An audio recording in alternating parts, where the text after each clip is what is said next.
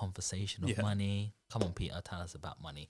You've had a wealth of experience. You've been a financial advisor. You've been self-employed. You've worked in Canada Square, in the city area. You've been around good people. What have you learned about money in terms of what's a good asset class? Like, I know how to budget now. Yeah, I know how to save money. Where am I going? Where am I putting my money? Where's it going to happen for me right now? I think it's important to have a mixture of things, right? So this is the one thing that I guess I don't necessarily. So your area of expertise and the thing that you know is like property, right?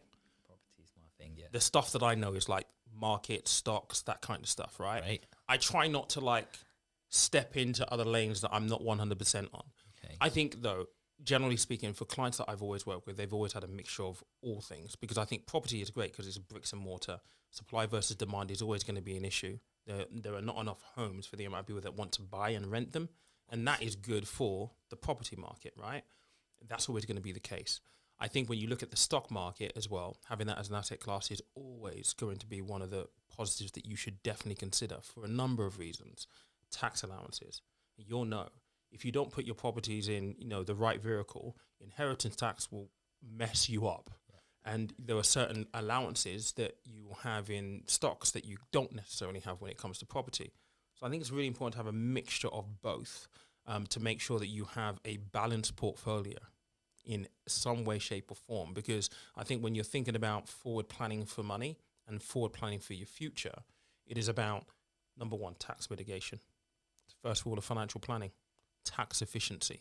How can you do that in the best way where you pay us the least amount of tax possible? Because let's not get this twisted. That's what the wealthy people do, right? They play the rules and they mitigate their tax liability to the most efficient point property possible using different asset classes. Definitely.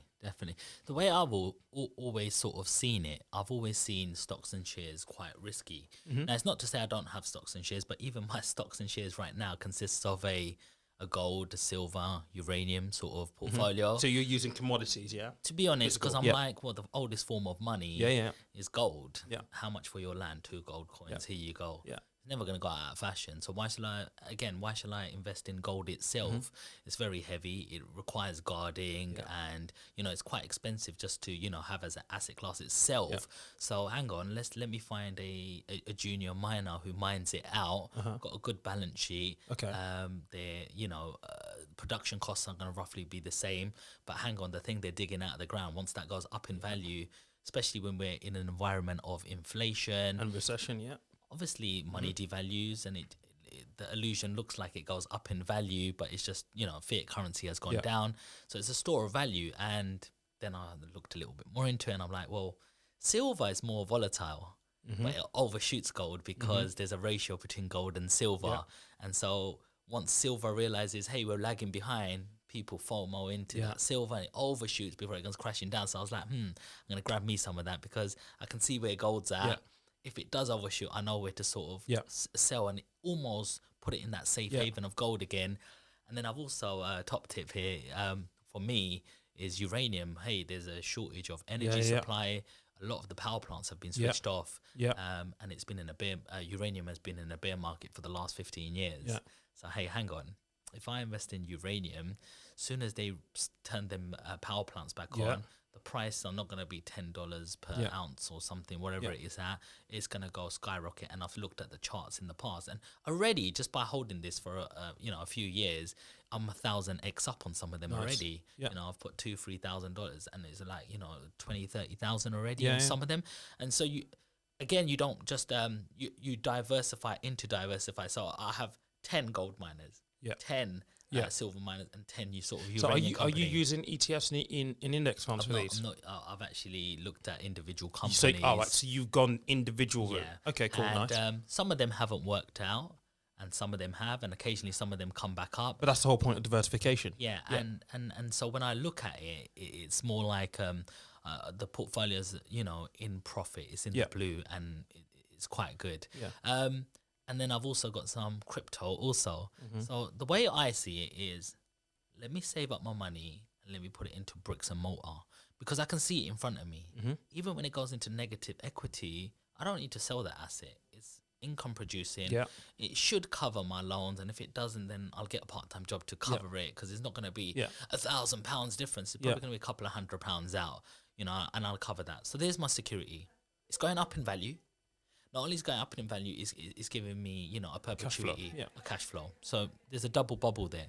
Now that I've got profits, I'm being smart with my money there as well. So what do I do with some of this money? Well, I'm going to save some of it, and then I'm going to invest that. So you use up your ISA stocks and shares, you know, because you think, right, this is tax free. I'm allowed to put a certain X amount into this, so I'll take advantage of that, and I'll put it into some of the most secure ones. And then I said, look, so 80% is, you know, for example, property. Maybe another 15% is in stocks and shares. Because, look, let's face it, like a stock could go to zero. It could. Yeah, I mean, this is where we talk about diversification. That's where diversification really matters, because what I found is that certainly over the last 2 years, a lot of people buy individual stocks, right? But you've bought, like in gold, a good selection of companies, right? So you diversified in that. The same thing applies when you're looking at just general investment companies or companies that you would invest in, right? And particularly now in a season where we're going into recession and there's high inflation. So a lot of people have bought the tech bubble, right? So Amazon, Netflix, and Tesla, for example. All of those kind of companies suffer in high inflationary periods or recessionary periods. They just do. But what do we all need to live on a day-to-day basis? Right, so think about it right now, right? Cost of living crisis. What's gone up? Food, energy, right? So as part of your investment portfolio, surely you should have food and energy in your portfolio, because at the end of the day, these are things that we cannot live without. You have to turn your lights on, you have to heat your house, you have to put petrol in the car, and you most definitely have to fill up your fridge with food and drink. So having those kind of companies as part of your core portfolio is so important, and not just go with the new sexy shiny tech, right? Oh yeah, you know, Tesla 10x, and trust me, I've got Tesla. I drive a Tesla. I've got Tesla stock. I've done very, very well on Tesla. I look at it now and I'm like, oh, for goodness sake. But I haven't got all of my money in Tesla. I've got my money spread around. And so diversification is really, really important. Whether you're looking at property, whether you're looking at investing in the stock market, even in crypto, you have to think about diversification, because it's about spreading your risk. It's not having your eggs in one basket. Absolutely. I can't agree with you. You know, honestly, like I had money in Luna. You know what happened with Luna, didn't you? Yeah. I think I had about £10,000 in there. But fortunately, I bought it at $600. Nice. So it went up to 10 because I'm a swing trader. I'm a long-term holder. So I think my portfolio literally went, I think last November, not just gone, 21, my portfolio hit 300,000. Nice. And I think now it's back at 40,000. Okay, yeah. But again, did you take profits along the way? I didn't, and I should have trimmed. But I thought if Bitcoin's gonna do what I think it's gonna do and go in its bull run, you know, I'm gonna cut it very short. Like I think my portfolio could hit 1 million to 2 million sort of thing, but it didn't happen. However, I bought in at 20. You know, and I've got about 60 different coins, and I've got different sectors. So I've got the stable coins. Then I've got the money coins. Then I've got metaverse coins. And, you know, for example, I can't remember which one it was now, but when Meta was announced, Sandbox. I bought that for $600 and it hit 63,000. Yeah. But then, you know, it's now come back to 7,000 to 9,000. So you know what, though? I should have trimmed. It's interesting. It's interesting, actually, because I talk about this all the time, taking profits. And it's a really interesting topic when you look at behavioral psychology, like behavioral finance. The general thing that most people do is you will trim your losses and keep the wins. When in actuality, what we should be doing is we should be taking profits from the wins and cutting the ones that we lose. Right. And it's such a weird thing, because in our head, right, we're thinking, oh, this could continue to go up. Like, we're going to leave the money in there, continue to go up. But, this one's not doing too bad. Maybe I should trim it and just take the money and get out. When actually it's the opposite. And it's such a weird thing to try and deal with in your head, because it's like you have to train yourself to think the complete and utter opposite of where you essentially are. Yeah, definitely. I mean, I think first of all, you've got to realize what you're investing in. And if it goes down, if you believe in what you've invested in and you say, look, it's just a market condition that's caused this, it's not forever, then really you should see that pullback as another buying price to say, hey, I'm going to buy some at discount. Yes. You know, otherwise you shouldn't have gone for it. And if you're going to be really emotional when it goes 50% down, you're going to sell it and then it pumps up again and you're like, then you're FOMOing in. That's the wrong sort of strategy. I think you definitely got to have some sort of strategy when you're going into stuff. And I think that's where research comes into it, like really researching. So for example, right, when Joe Biden won the election in the United States, there was a lot of conversation about him legalizing cannabis. Right, so what I did, I researched a few companies. I researched about 4 or 5 companies, and I narrowed it down from about 10 or so to 4 companies. I was like, okay, if this works, these are the companies that are most likely to benefit from that. Put a lot of money into it. Yeah. Was I right? Well, actually, the first 6 months, year, great. Not anymore. A lot of them are down.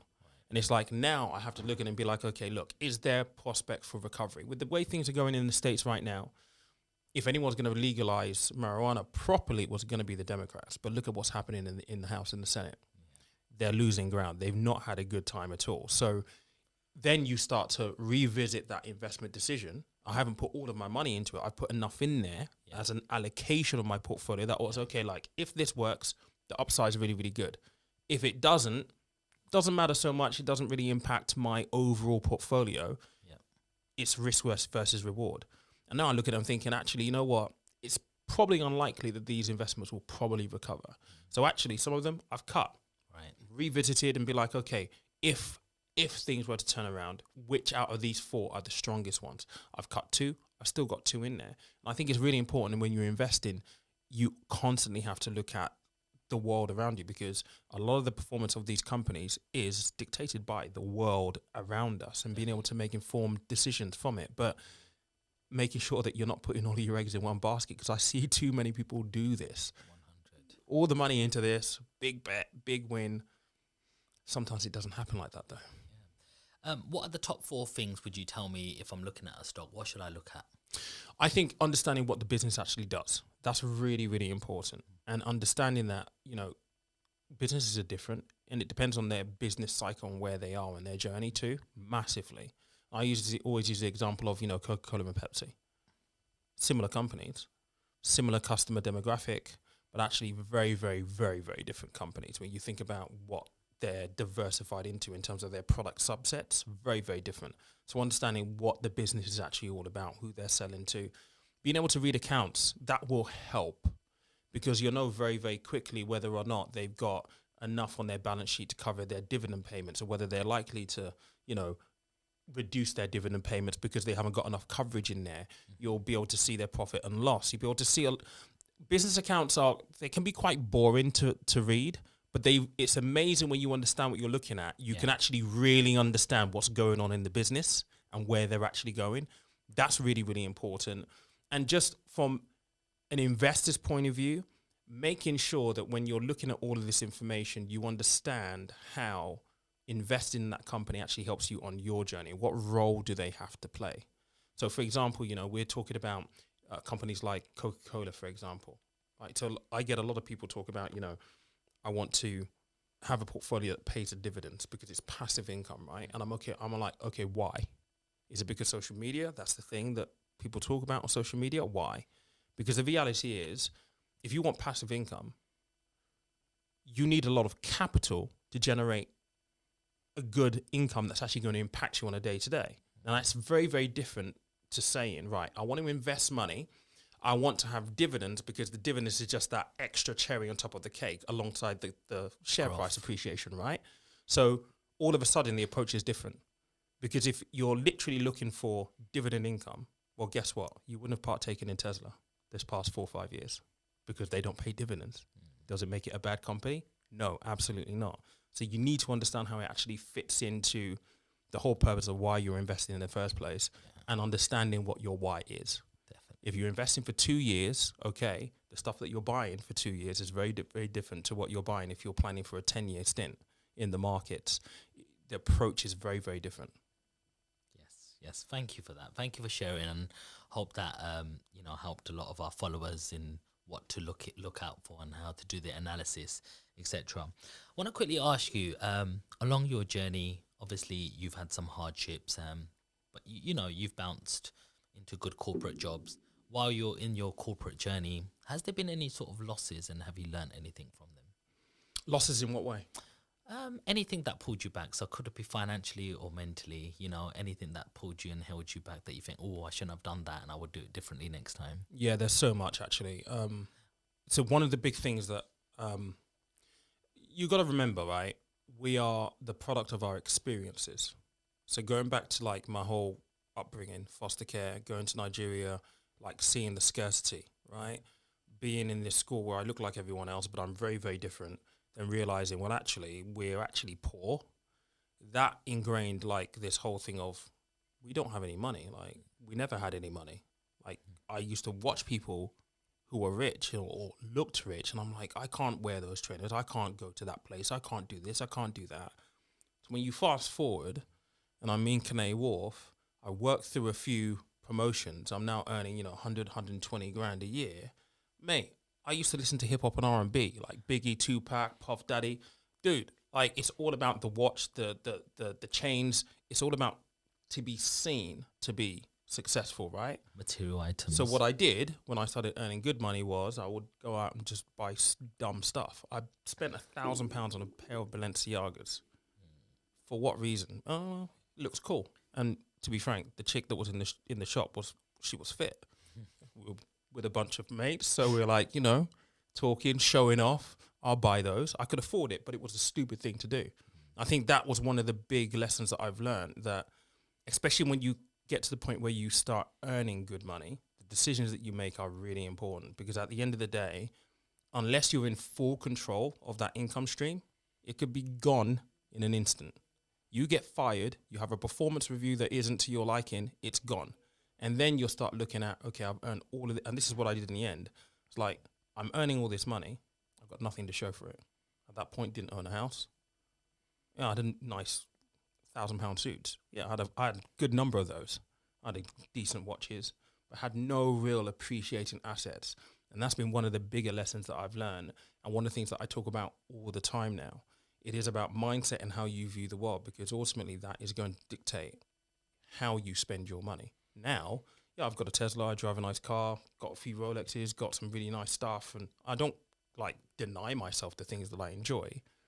But if you put them on a list of priorities, they're very, very low on a list of priorities. I only buy them if I feel like, okay, I've reached a milestone and I want to treat myself. It's not because I need to go buy them. Definitely. And I think the few things that you are enjoying now, a Tesla probably saves you money on fuel. Bro, listen, let me just tell you this right now, right?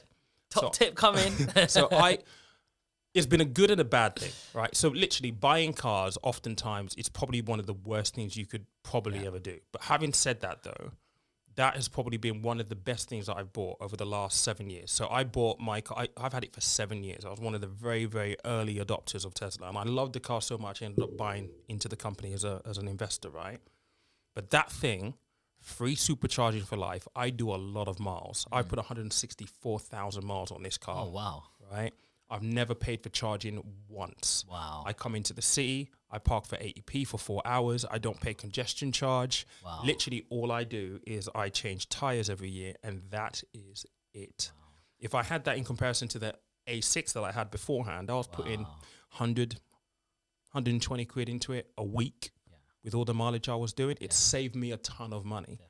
So, ironically, it's going to be written off this week. So, I've got to go and find a new car. So, I'm thinking of just jumping back into another Model S. Wow. And I suppose the other thing that you mentioned was your Rolexes. Mm-hmm. So that's probably gone up in value as well, because sometimes there's a 2-year waiting list, so supply and demand as well. Yeah. I noticed this during COVID. I tried to buy one. And they were like 16,000. I was like, hey, the catalog said 13 in it. Like, why is it $3,000 more? And this is second hand. And it was like, well, wait 2 years then. It's like, I had a Sea Dweller, which I had for maybe like 3-4 years. I sold that for a good profit. Wow. I bought this Explorer because I wanted something that was a little bit kind of like low key. Like if you know Rolexes, you'll know it's one. But if you didn't know, you wouldn't know it's a Rolex. So I bought this Explorer. I want to say cheap, but these things are never cheap. It's relative, right? About £5,000-6,000. But because of the pandemic, the production line for these things are completely messed up. I bought it because I was lucky enough to be on the wait list, and they phoned me. It's like, we've got one, because I bought a few from one of the stores in Birmingham. We've got one. I went onto the website 2 days later on, and someone was willing to offer me 11 grand for it. And I almost sold it, but I was like, actually, no. I enjoy it every day. I wear it every day, so, it's good. Definitely. I respect you a lot, Peter. Meeting you in person, how you've been off camera when I've reached out to you. We had a video call with each other, and you're a very genuine person. Thank you, bro. Your social media is very genuine. When I've been watching it over the years, some of my friends watch it. So I respect you a lot. And a lot of people also say to me is, Sean, do you really have property, and do you really know about property? Is there any questions that you'd like to ask me about that sort of real estate sector, or any of your viewers might want to hear anything about property? Yeah. Any quick questions? So first and foremost, I think you and I need to jump on one of my lives, and you need to come on my podcast as well, just to talk about this. Because I think for people who follow me, they are interested in property. But like I said, I know my little thing, and I don't profess to be an expert in other things. I stay in my lane. Yes. Personally, I've got my house that I live in. Yep. I've got cash lying around right now. And this is where I've got a bit of a turmoil. I'm like, okay, my car might get written off this week. I don't necessarily want to go finance another car, right? So I'm like, I pay cash for this stuff but in my mind, I'm thinking, okay, so they write it off and it's not too bad. Can I keep the car and use this cash to buy property? So I guess the question really is, there's a lot of stuff on social media talking about how easy it is to get into like buy-to-lets and all that kind of stuff. And I'd always take that with a pinch of salt. I understand how it works from a mortgage point of view. But for someone who may have like 100K sat around right now, what would you do with 100K right now in property? So first of all, it would be, what is my long-term goal with this? Yeah, do I want capital appreciation, or do I just want cash flow? Because 100,000 is a lot of money. It's not something that's going to come around very often. So you want to make it work as hard as possible, obviously. So, have average house prices. Well, I know East London quite, well. You can pick up something for about 350, 400, 25% deposit, put 100,000 down, take on a 300,000 loan, might be, £1,600 a month. You might be able to rent it for maybe 2 to 2.5. So you're going to be clearing about £500 to £1,000, a month, which is going to be getting you anywhere between £6,000 to £12,000 range. Generally, I bought when house prices were about 180,000 in Stratford. Nice. They're now 500,000-600,000, and a couple of them I've extended. So is this after the Olympics, or this is before the sort of Olympic? It was like 2010 sort of area. Yeah. You got it at a good time. I'm telling you, Wow. I got in a good time, and it was purely because I was working at Barclays at the time. I just could see, there were rats running around, and next minute, hey, there's a regeneration going on. Westfield's going to be built. There's a Crossrail coming through. I just could see all the ingredients in this area that it was just going to do well. And I just wanted to earn money and make sure that it was working for me. So that's why I put it into property. So you can put it into a property, in sort of London sort of area, and they predicting that house prices by 2033 should be around the £900,000 mark, which is just shy of £1 million. So if you've got a long-term view and you say, I'm going to put 100 grand in here, well, hang on, your debt doesn't grow. Your debt stays the same. Only pays down, So imagine I did that today and it's 2023. If I waited this out for 10 years and just left that little safety net, mortgage is being paid for. And remember, you will have bad months, but remember, don't dip into that pot. It's got to be like, that's my savings, that's my investment. So at the end of the year, I'm going to get 12,000 out of this. If I've had 1 or 2 bad months, it's cost me 3 grand, but I'm still paying 9 grand on it. And that's how you should treat it, as that. And so if it goes from 400,000 to like 900, or let's just say 800, you've doubled your money. 400,000 is a big sum of money, especially when you think, what do people retire on nowadays, and how much do them pension funds sort of give value. So with that 400,000, you might be able to pay your existing mortgage, so you don't have a mortgage and something to live off, or put it in a stocks and shares portfolio later, or reassign that money. Or you might say, hang on, I don't want to put all my eggs in one basket right now. this is not for me, Sean. Well, then hang on. They're very high yielding areas in the UK. And you have something called an agent who look after your property for you, a babysitter, essentially. So, you know, you can go to places like Durham, 60 to 80,000, but very good rental yields. Even Liverpool. I don't know if you've even taken a trip to Liverpool. It looks like central London. Yeah, Liverpool's nice. Lovely square buildings next to it. It's thriving. People are coming to see it all the time. And people are doing like things like serviced accommodations. The hotels are always full. So why not buy a house near it and do it up nicely? All you got to do is get a well-trained sort of cleaner to say, can you clean it, and just hang the keys up for the next person, or you use these digital codes nowadays, but you can pick up something for about 80,000. So imagine even if you said, hang on, I'm not sure if I even want to get a loan right now. Well, hang on, you could buy about 4 of them over there, right? Yeah. You know, and have a little portfolio, and it's proven within time because money does devalue. So, and because of inflation, people need more money to buy normal things, everyday things. Normal things. Yeah. So it's been proven there's a relationship between wages increase and house prices. So if we're in a period of 10, 11% inflation right now, what's that telling you that what's going to happen with, essentially, what's going to happen with wages? So what's that going to do with house prices? Yep. And so you might get better yields up north, but when there even is a 10% increase, and your house is going up by 10,000, you've got 4 tickets up there, that's 40,000. Yeah. So it all depends on what's your long-term goal. Do you want a little 40,000 over there, or do you want, you know, the aspect of having 400,000, or do you want to know about now and say, I don't mind about the capital appreciation, but this is yielding me £500 per house. I'm clearing £2,000 essentially compared to 500, and I'm going to replace that money and have a mindset to do something else. So it's not one of them questions we can answer in a second. It will probably need a podcast for that in itself and a deeper conversation. But there is an art to this, and it all matters essentially when you're advising people, what is that person's end goal? Because there is never a quick win. If you're coming into property or assets like property and want to be it's got to be a generational sort of thought process. It's not, I'm going to buy it today, tomorrow it's going to go up by 200 grand. I'm the man, and this is because you have booms and busts in this market, just like everything. And when, you know, you have a bust, you have to hold. And you might have to hold for 3 or 4 years. If you've timed it perfect and you're going into a boom, then yes, you can say, but we don't know where we are. And anyone who says we do know where we are is lying. Nobody has that crystal ball. You've got billionaires out there who will invest 2 billion and have 50% wiped off in a day. I've seen that, and it's worth 1 billion. And that's the most experienced people with 30, 40 years of experience. Who are we? We're not anyone to influence the market. We're little small ants playing the little game. Bro, I need to ask you a question, actually, because everything you just said there 100% resonates with me. I've been in a little bit of a place of, okay, so we've had a plan to move to Dubai because we've got friends out there, been going there for a while, move out in Dubai and get a little bit of a different lifestyle, that kind of stuff, then possibly buy out there.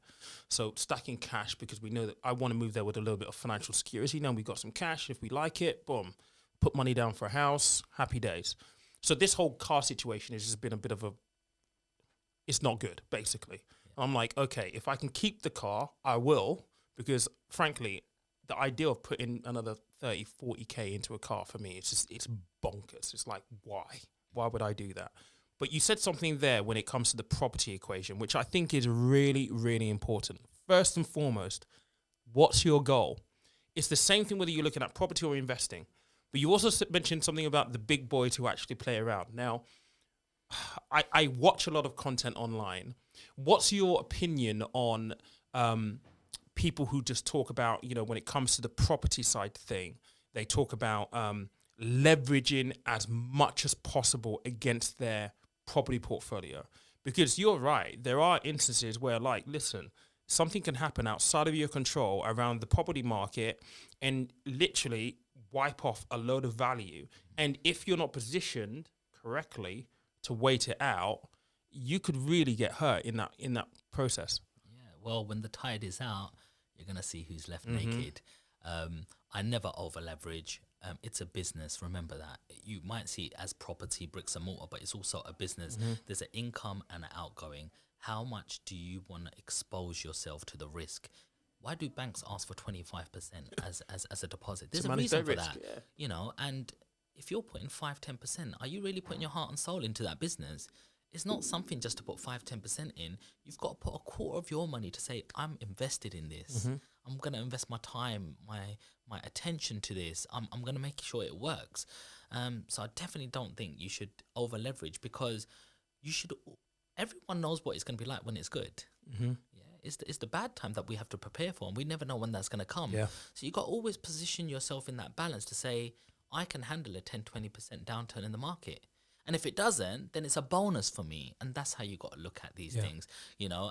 And I've even, some people say, Sean, you're a bit silly. You've got too much money in that house. Hey, look, I'm comfortable.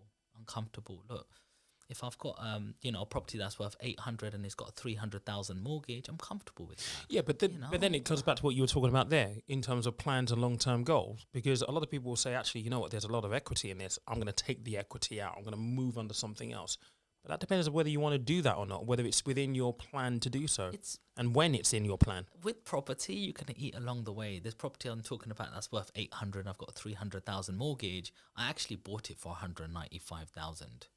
So if I've got 300,000 mortgage on it right now, I've already borrowed more on it, because I put 50 down essentially, took 150,000 on the mortgage, ended up doing a double story side extension. So it cost me 250 all in. They came and valued it. The banks came in and said, yeah, it's worth 600 at the time. Would you like more money? I said, well, my loan is 150. It's worth 600. I can't leave all that money in it. I took money out of it, 150. So it's 50% loan to value. Yeah. That 150, I bought 2 more properties, some more rental coming in, and I'm comfortable with that. Recent valuations has come up to 800. I'm like, I don't need any money out of this yet. And that's the thing about being a portfolio landlord. There's always another ticket to work on, and we'll come back to that. If that now goes from 800 to nearly $1 million, then I'd reconsider and say, yeah, now I can maybe take out another 200, because there's more opportunity to replace some of this money elsewhere. And I've eaten a lot from this. Like, my mortgage could be £600 from this property, and I'm earning 4,000.